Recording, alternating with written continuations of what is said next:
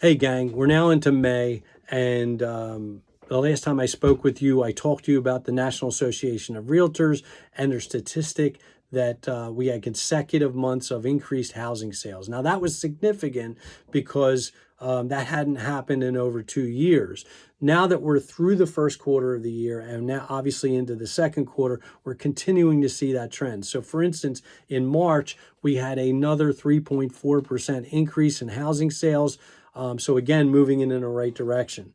So this is interesting because, as you may be aware, the Federal Reserve backed off the idea of stating that we could have a lower interest rate in 2024. They really deferred that concept to 2025 and maybe even beyond, with the concern of keeping control of inflation.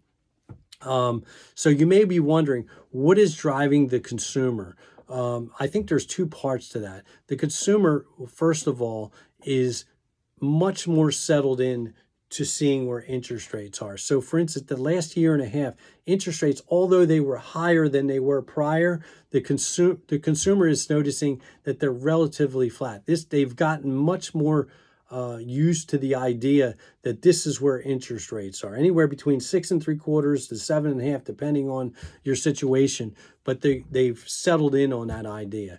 And the other part is, early on, it was because there is still somewhat of a housing shortage.